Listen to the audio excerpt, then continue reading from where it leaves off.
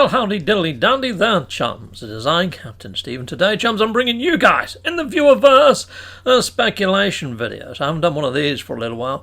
Heck no, yeah. So anyway, there hasn't been hardly any news from Sean of the Murrays.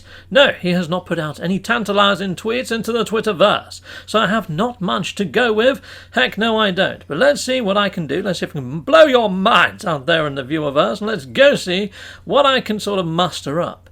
So, chums, what I'm thinking is they gave us this lovely frigate, didn't they?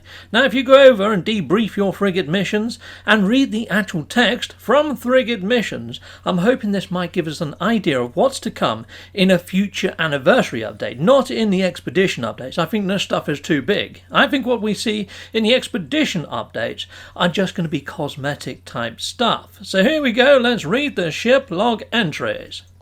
In previous frigate logs, I have read that there was Diplo farms and milking of Diplos and getting Diplo eggs and all sorts of stuff. Well, that came into the verse. Eventually, I mean, yes, it took a fair few frickin' months for it to come, but yeah, a lot of this stuff here, though, where it says that they come across unknown vessels and things like that is pretty darn cool as well. And fleets of like 64 enemy vessels in one battle, in one skirmish.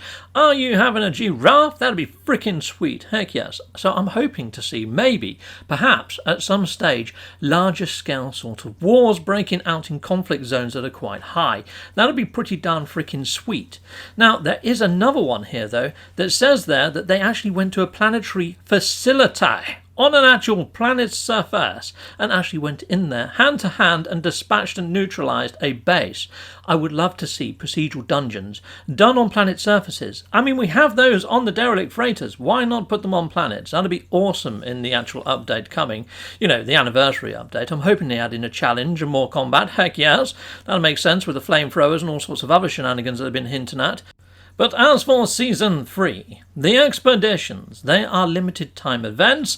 Yeah, so I don't think we're going to see anything all too mind-blowing, just mainly cosmetic type things. Cosmetic but cool things. I mean, that frigate we got was freaking cool. Inside the game files was this badge, and that's the Cave Explorer badge, and I'm wondering whether they might get us to explore a few caves and things in the next expedition so they can use that patch that wasn't actually used.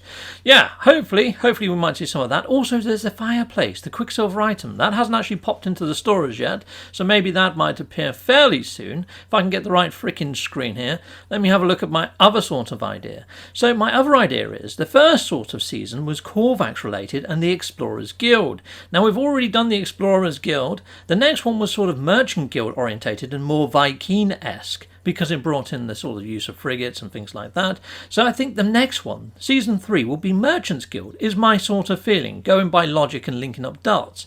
And when you read this text over here, chums, about the Merchants Guild, it might give you a few subtle ideas of what might be inside of the Season 3 update, or at least it does for me. So I'm thinking we might have to maybe go to certain planets, pick up certain sort of plants and things like that, maybe get some Geknip perhaps, or yeah. But I think the main focus is going to be, yeah, finding very rare sort of plants or even taking out hazardous flora, and also earning a shed load of units, because Gek love units. Now, when you go onto the actual Gek and read about the Gek background, there is a little bit of text in the second paragraph that says, hailing from the planet of Baleron. Now, that's their homeworld. We have never seen the Gek homeworld, and out of all the planets, it's only really the only one that's really properly surviving now, because the Korvax Prime got completely wiped out.